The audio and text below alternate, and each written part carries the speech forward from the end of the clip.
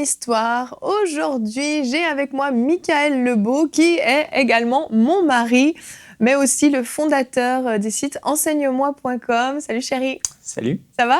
Ouais, très bien. T'es déjà venu sur le plateau de C'est mon histoire. T'étais venu raconter les débuts d'Enseigne-moi avec Jérémy. T'étais venu raconter aussi le prix que tu as payé pour que cette œuvre voie le jour.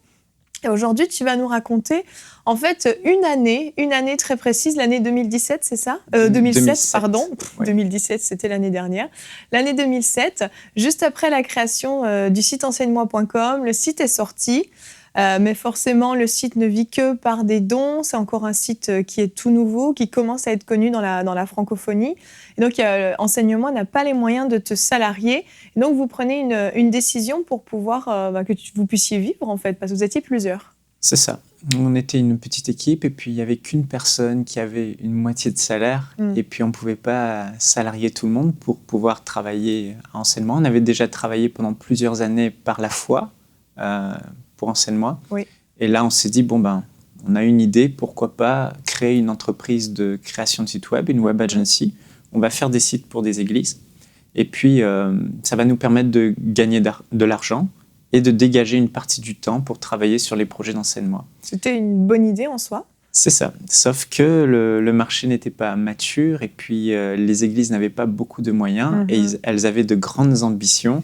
Et puis, on a accepté un contrat, puis un autre. Et finalement, on s'est retrouvé avec beaucoup de contrats et l'incapacité de les finir dans les temps. Donc, on a cumulé les contrats pour payer les salaires jusqu'à un moment donné où on s'est retrouvé dans le rouge, dans le négatif. Et on a dû licencier tout le monde, moi y compris.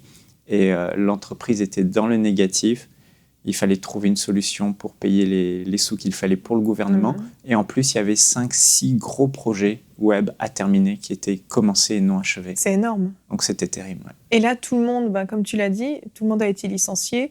Et donc, les autres ont dû retrouver un travail pour vivre. C'est ça. Et tu t'es retrouvé un peu tout seul à devoir honorer les contrats. Comme j'étais le gérant, le responsable légal de cette entreprise, je me suis retrouvé vraiment seul à honorer tout ça.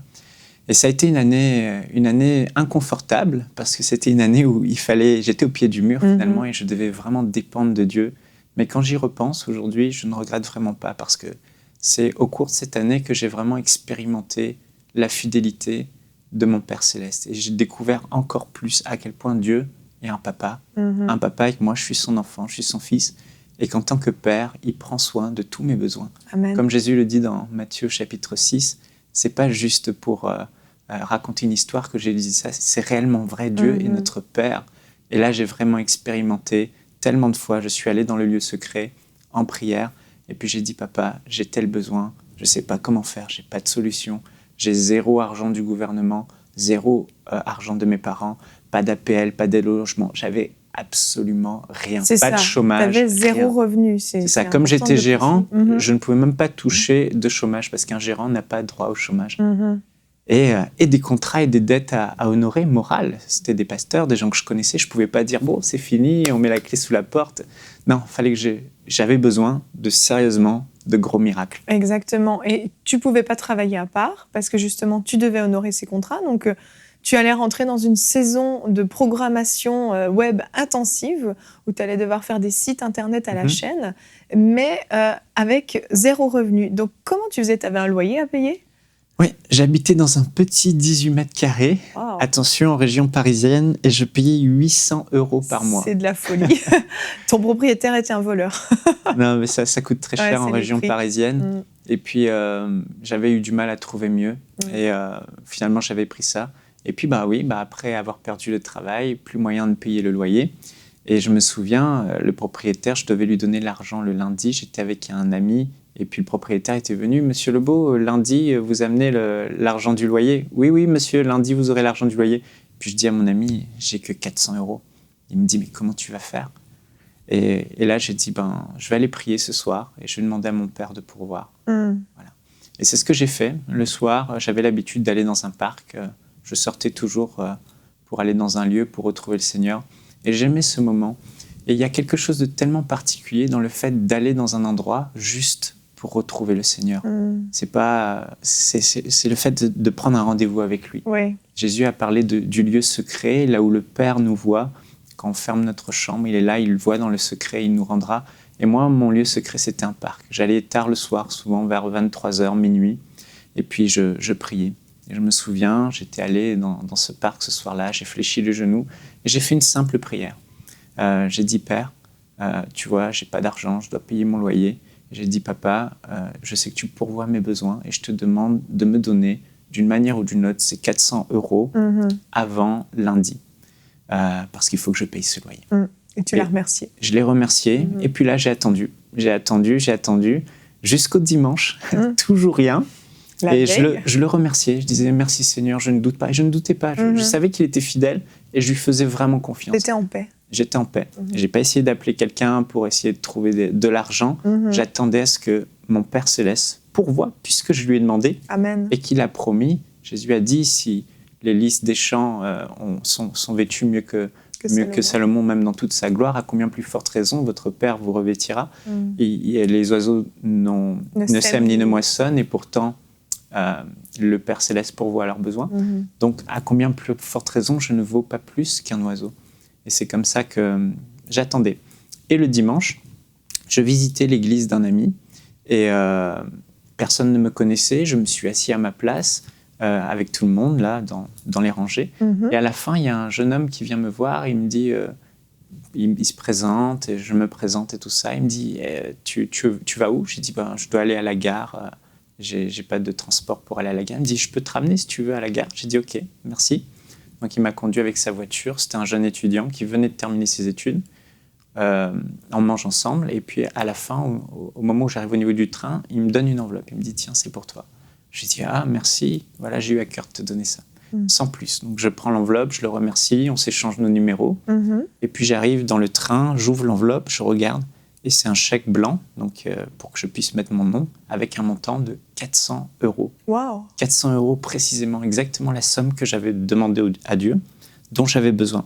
Alors je prends mon téléphone, je rappelle le frère qui vient de me donner son numéro. Je lui dis, mais écoute-moi, je suis vraiment intrigué. Pourquoi tu me donnes 400 €? Pourquoi pas 300, 500? Pourquoi 400? Il me dit, voilà, la nuit, je crois que c'était la veille, ou 2 jours avant, après que j'ai prié, il me dit, je dormais, et dans mon rêve, j'ai vu un garçon blanc comme toi rentrer dans mon église, il te ressemblait, et j'ai entendu une voix audible dire, fais-lui un don de 400 €. Et c'est là que, quand je t'ai vu entrer, j'ai vraiment su que c'était ça, et alors je t'ai fait un chèque de 400 €. Wow. Et là, je lui ai raconté, il était encouragé. Ah, c'est trop beau parce que lui, c'était pas quelqu'un de riche. Donner 400 € pour lui, c'était un vrai sacrifice.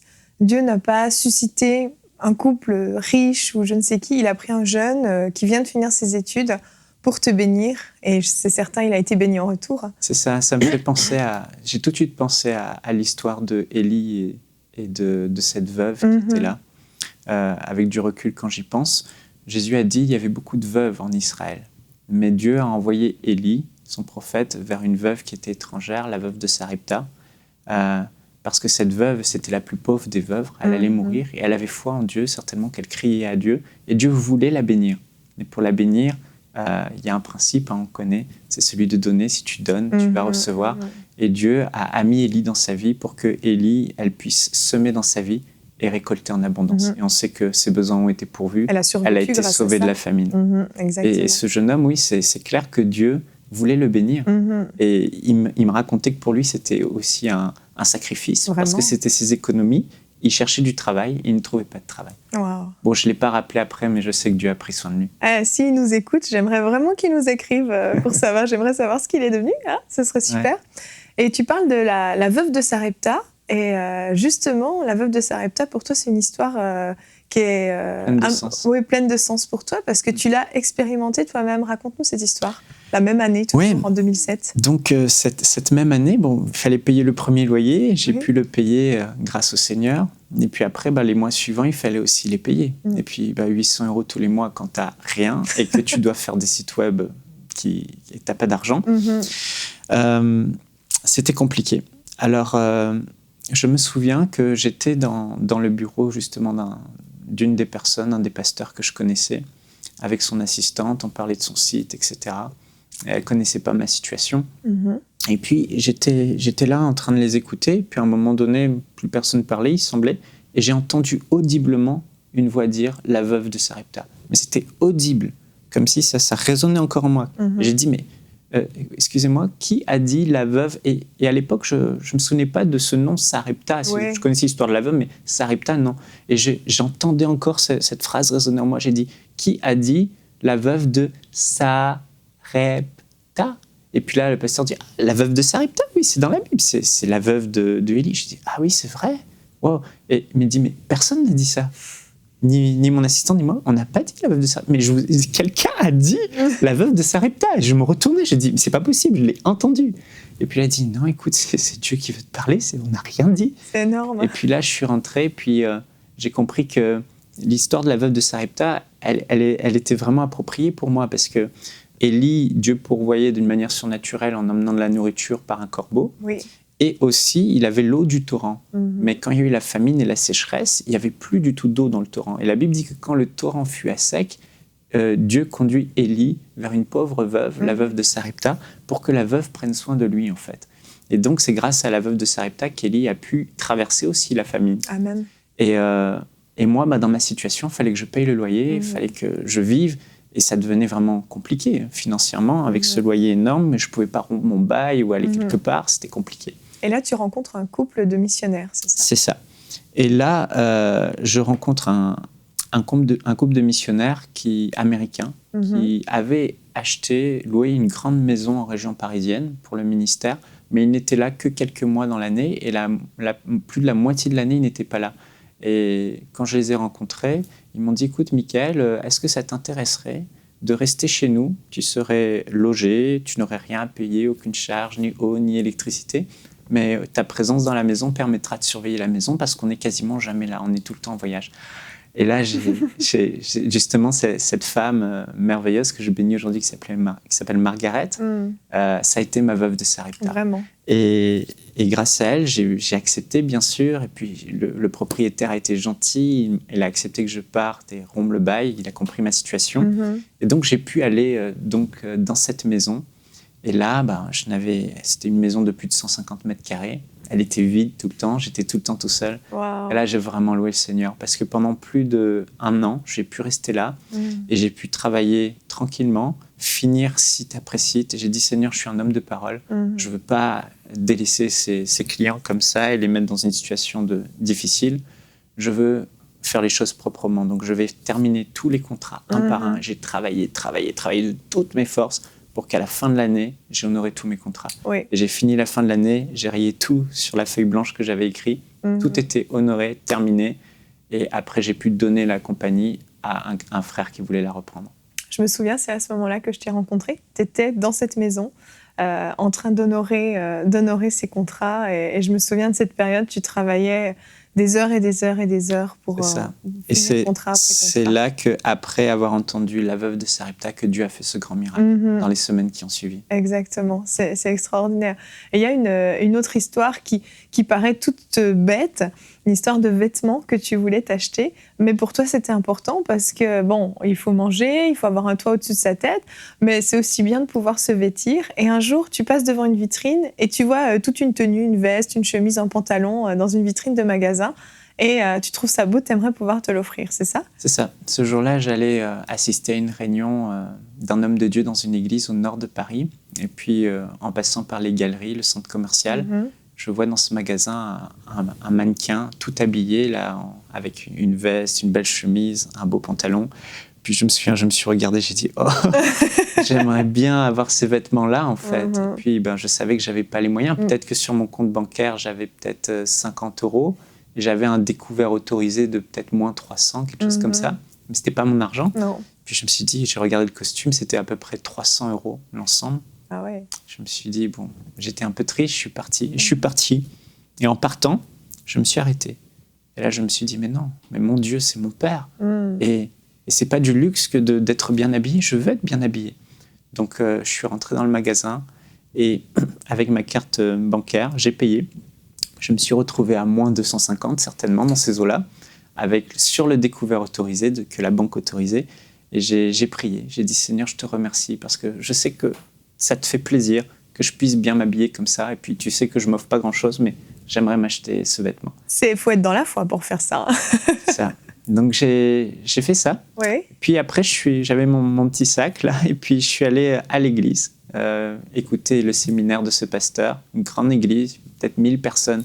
Je rentre dans la salle et puis là, il y a l'assistante du pasteur qui me fait « Michael, viens, elle me connaissait.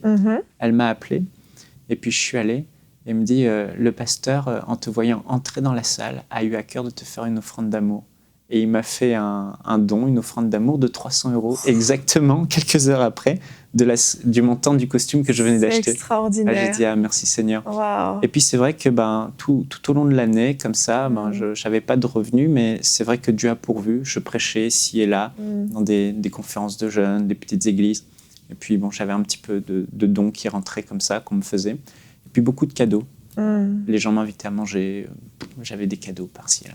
Mais tout au long de l'année, je n'ai manqué de rien et Dieu a pourvu à tous mes besoins. C'est extraordinaire, vraiment, comment Dieu a été fidèle. Et jusque dans les petites choses, en fait. J'aime cette histoire de vêtements, c'est ce que je dis, elle a l'air un petit peu superficielle, si on veut, mais en fait, elle était vraiment importante. Parce que tu as vu par là que Dieu se souciait de toi, pas juste pour ta survie, mais vraiment par amour. Et qui voulait, comme un bon père veut faire plaisir à son enfant, il voulait te faire plaisir. C'est ça, et aujourd'hui, c'est pas des montants énormes, mais c'est des choses qui m'ont vraiment touché, en fait. Aujourd'hui, on pourrait raconter les histoires de miracles d'Enseigne-moi, comme on a eu des dons, des énormes dons, alors qu'on en avait besoin. Mais des fois, je regarde ces histoires pour Enseigne-moi et je me dis, Dieu soutient son œuvre, en fait. Oui, mais là, c'était ma vie, son enfant. Et Dieu m'est témoin, personne ne m'entendait. Je n'étais pas en train de dire aux gens, voilà mes situations de détresse. Il n'y a que lui qui m'entendait. Je m'adressais à lui et c'est là que je réalisais que oui, mon Père Céleste m'entend en fait. Et peut-être vous êtes chez vous, là, vous qui regardez cette émission et vous dites, je suis dans une situation difficile, mais souvenez-vous de ces paroles de Jésus dans Matthieu au chapitre 6. Votre Père Céleste voit dans le secret et il vous le rendra. Entre dans ta chambre et fais connaître tes besoins à ton Dieu.